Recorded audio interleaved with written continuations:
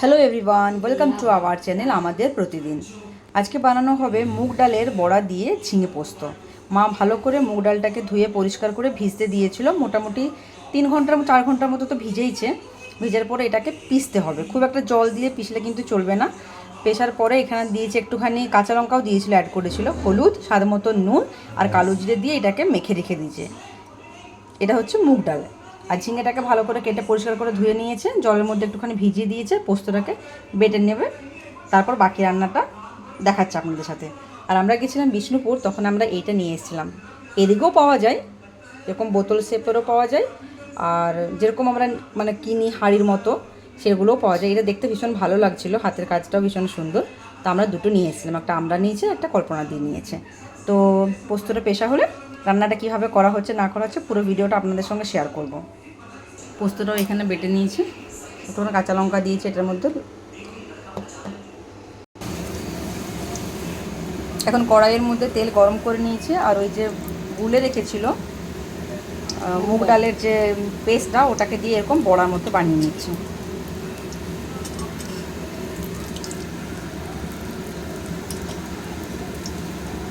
সর্ষের তেলের ভালো একটা পোড়া পোড়া গন্ধ আসছে।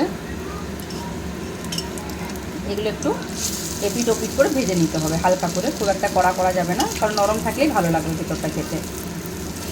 গরমের দিনে যত অল্প মশলার অল্প তেলের খাবার খাওয়া যায় ততই ভালো। এই তেলটা মনে হচ্ছে অনেকটা বেশি, কিন্তু এই বড়াগুলো ভাজার পর যে তেলটা এক্সেস থাকবে ওটা দিয়ে পুরো রান্নাটা হয়ে যাবে। যদি বেঁচেও থাকে সেটা আলাদা করে রেখে দেবো, অত তেল দিয়ে রান্নাটা হবে না। পোস্ত রান্না করতে এমনিতেই তো তেল লাগে না, ঝিঙে রান্না করতেও মশলাপাতি কিছুই লাগে না। তো এগুলোকে ভেজে নেবে, একটা দুটো আমরা খেয়েও নেবো, এমনিতে অনেকগুলোই বড়া হবে। কত সুন্দর ফোলা ফোলা ডুবু ডুবু ডুবু ডুবু তালের বড়ার মতো হয়েছে এই বড়াগুলো, দেখতে কি সুন্দর লাগছে না? বাকি যতটা ছিল মানে ওই গুলে রাখা, ওইটা আবার দিয়ে দিয়েছে, আরও এতগুলোর মতো হবে এখন। আর বাকি যেগুলো হয়ে গেছে সেগুলো প্লেটের মধ্যে রাখা হয়েছে।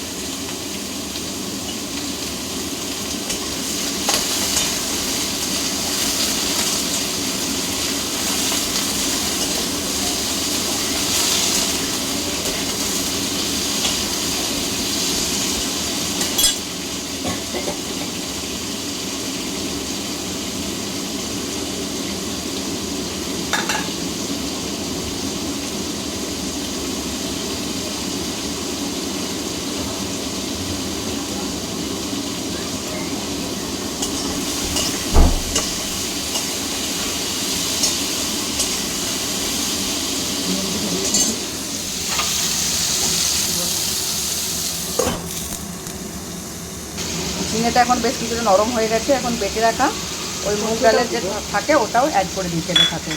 যেটা বড়ি বানিয়েছিল সেটাকে আলাদা করে রেখে দিচ্ছিল একটুখানি, এটা হলো দেওয়ার জন্য।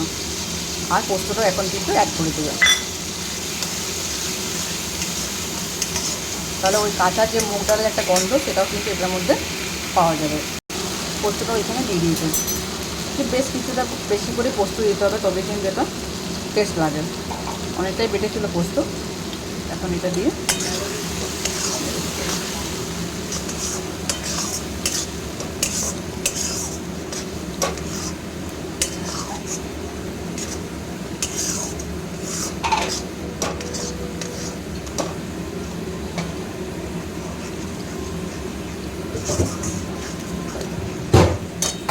এখন ভেজে রাখা বড়িগুলো সেগুলো অ্যাড করে দেওয়া হয়েছে, আর কয়েকটা রেখে দেবো ওপরে দেওয়ার জন্য। এবার একটুখানি রান্না হবে ঢাকা দিয়ে, তারপরে নামাতে হবে। রান্নাটা কমপ্লিট হয়ে গেছে, নামিয়ে দেওয়া হয়েছে। এটা ওপরে বড়াগুলো কয়েকটা দিয়েছে সাজিয়ে দেখার জন্য।